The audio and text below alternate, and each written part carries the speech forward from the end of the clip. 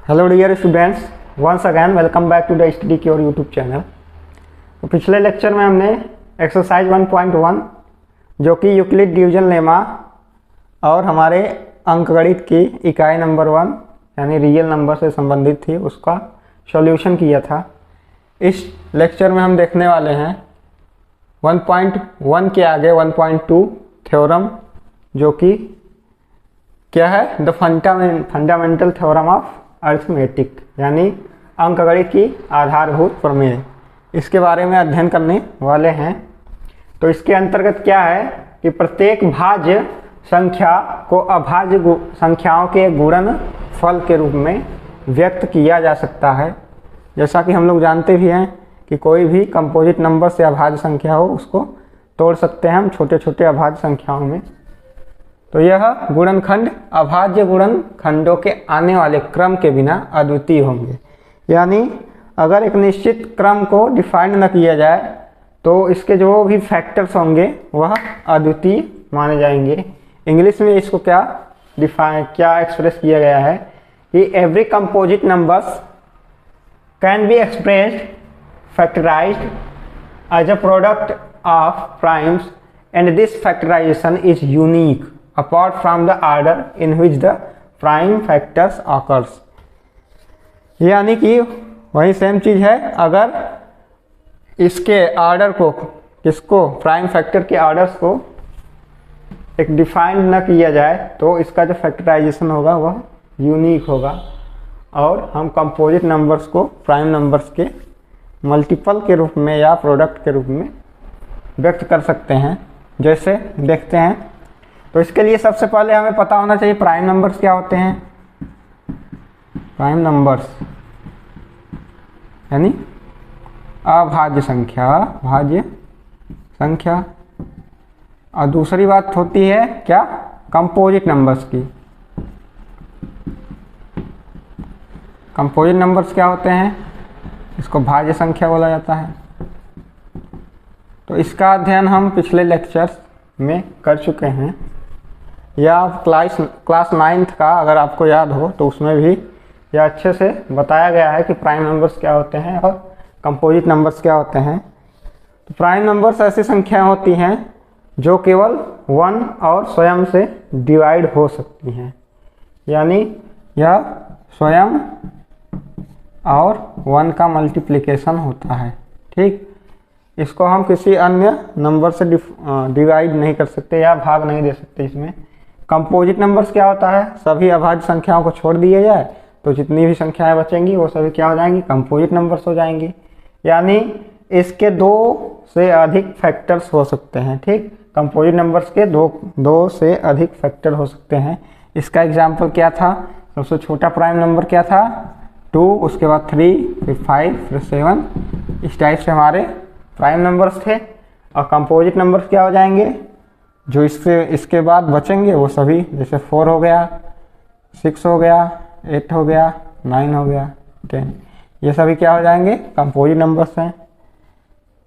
अगर इसको फैक्टराइज किया जाए तो 2 क्रॉस 2 कर सकते हैं, इसको 2 क्रॉस 3, इसको 2 क्रॉस 2 क्रॉस 2, इस टाइप से इन सभी को हम फैक्टराइज कर सकते हैं। ठीक, तो हमें यहाँ पर क्या दिखाना है कि प्रत्येक भाज्य संख्या क्या होता है, अभाज्य संख्याओं का एक गुणनफल होता है। एग्जाम्पल के रूप में हम ले रहे हैं 100 को। ठीक, तो 100 को देख लिया जाए अगर, तो 100 क्या है, एक हमारा कंपोजिट नंबर यानी भाज्य संख्या है। इसको हम क्या कर सकते हैं, भाग दे सकते हैं, किससे, प्राइम नंबर से।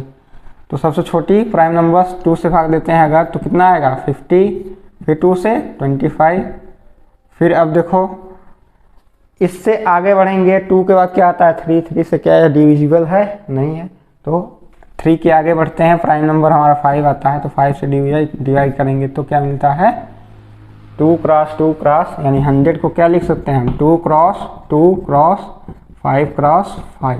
ठीक, अब क्या बोला गया, कोई और एक बच्चा था, उसने कहा कि हम 2 से पहले डिवाइड करते हैं, लेकिन उसके बाद हम अगर 5 से कर दें तो क्या होगा।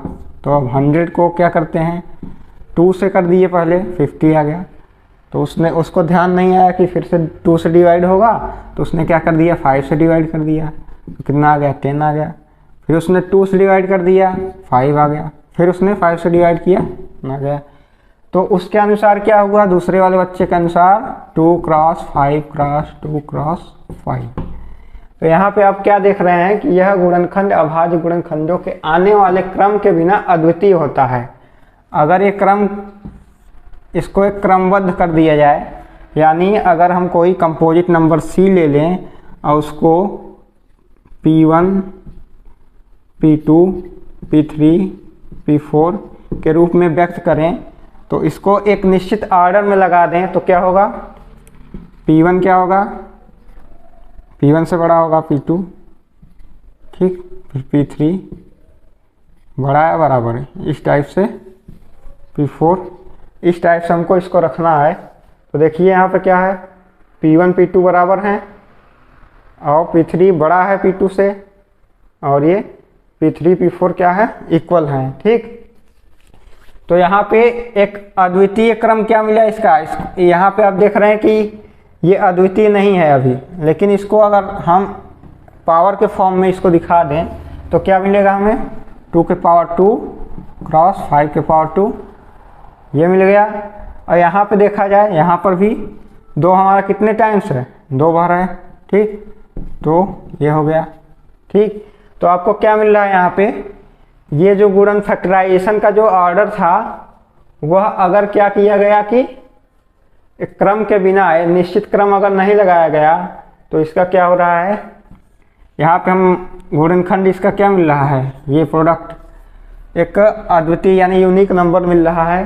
क्या मिल रहा है, 2 के पावर 2 और 5 के पावर 2। यहाँ पे निश्चित क्रम नहीं रखा गया था, लेकिन अगर हम इसको निश्चित क्रम में रख देंगे तो यह अद्वितीय गुणनफल मिलेगा, चाहे जिस तरीके से हम इसको हल करते हैं, ठीक। तो ये यूनिक फैक्टराइजेशन हो गया। तो अब हम देखते हैं पहले अभ्यास के पहले क्वेश्चन को, ठीक, उसको कैसे हल किया जाएगा देखते हैं। तो चलिए हम देखते हैं एक्सरसाइज 1.2 का क्वेश्चन नंबर फर्स्ट, जो कि है निम्नलिखित संख्याओं को अभाज्य गुणनखंडों के गुणनफल के रूप में व्यक्त कीजिए। Express each numbers as a product of its prime factors, यानी इन नंबर्स जो दिया है यहाँ पे अभाज्य गुणनखंडों के रूप में व्यक्त करना है। तो सॉल्यूशन पहला देखते हैं, सॉल्यूशन फर्स्ट 140। तो हम वही अपनी परंपरागत विधियों या ट्रेडिशनल मेथड का उपयोग करते हैं। 140 को डिवाइड किया 2 से पहले तो क्या मिला 70, फिर 2 से 35, फिर अब देखते हैं 3 से होगा क्या, नहीं हो रहा है, तो उससे आगे बढ़ते हैं 5 से, फिर 7 से, ये ख़त्म हो गया। तो 140 को क्या लिख सकते हैं, 2 क्रॉस 2 क्रॉस 5 क्रॉस 7, ठीक। इसको हम और क्या कर सकते हैं, यूनिक में कैसे लिख सकते हैं, 2 के पावर 2 क्रॉस 5 क्रॉस 7, ठीक। ये हमारा हो गया पहला आंसर। फिर सेकंड वाले को देखते हैं, सॉल्यूशन सेकंड हमारा है 156, ठीक। तो 156 को क्या कर सकते हैं हम, देखिए 156 मिला हमें, तो इसको कर 2 से डिवाइड कर सकते हैं, ठीक, 7 8, ठीक, 2 से फिर 39, फिर 2 से नहीं आएगा, 3 से 13 एंड 13 से करेंगे तो 1, ठीक। तो इसको क्या लिख सकते हैं, 2 क्रॉस 2 क्रॉस 3 क्रॉस 13, ठीक। ये क्या हो गया 2 पावर 2 क्रॉस 3 क्रॉस 13, ठीक। ये हो गया हमारा सेकंड सॉल्यूशन, ठीक। आगे देखते हैं तीसरा वाला सॉल्यूशन थर्ड में क्या मिला है 3825, 3825, ठीक। अब इसको देखते हैं 3825, यूनिट डिजिट क्या है यहाँ पे 5 है, मतलब ये 5 से डिवाइड हो जाएगा आराम से, ठीक। तो 5 से डिवाइड करते हैं, तो 5 से डिवाइड हो सकता है, फिर देखते हैं 3 से हो सकता है या नहीं। तो पहले 3 से ट्राई करते हैं, 3 से अगर करेंगे 1 2, यहाँ कितना बचा 2 7, फिर 5, 3 से हो गया।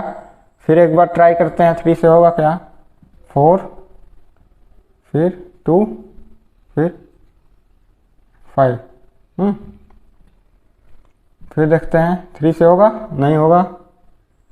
3 1 12 नहीं होगा। 5 से देखते हैं, 5 40, फिर 5 से 17, फिर 17 से 110। ठीक, तो इसको क्या लिखते हैं, 3 क्रॉस 3 क्रॉस 5 क्रॉस 5 क्रॉस 17। ठीक, ये हो गया हमारा 3 का स्क्वायर और 5 का स्क्वायर और 17। ये हमारा यूनिक क्या हो गया, फैक्टराइजेशन हो गया। फिर सॉल्यूशन 4 देखते हैं, चौथा वाला देखते हैं क्या है, 5005। ठीक, अब इसका हम फैक्टराइजेशन करते हैं तो क्या मिलेगा, 2 से तो होगा नहीं क्योंकि ये क्या है, ऑड नंबर है। फिर 3 से देखते हैं, 3 से हो सकता है क्या, 3 13 1 3 1 3। 3 से नहीं हो सकता। 5 से देखते हैं, अब 5 1 0 0 1। ठीक, अब देखते हैं 5 से होगा क्या, नहीं होगा क्योंकि यूनिट डिजिट या तो 0 होना चाहिए या फिर 5 होना चाहिए। इसके आगे बढ़ते हैं, 7 से चेक कर लेते हैं। 7 1 जा 7, 3 और 9 जा कितना बचा, 3 और 0, 7 4 जा 28 और कितना बचा यहाँ पे 2 3। ठीक, अब देखते हैं 11 से होगा क्या, 7 से नहीं होगा तो 11 से देख लेते हैं। 11 1 जा 11 और 11 3 जा 13। ठीक, और 13 से ख़त्म हो गया। तो इसको क्या लिख सकते हैं हम, 5 क्रॉस 7 क्रॉस 11 क्रॉस 13। ठीक, ये हमारा सॉल्यूशन हो गया। अब सॉल्यूशन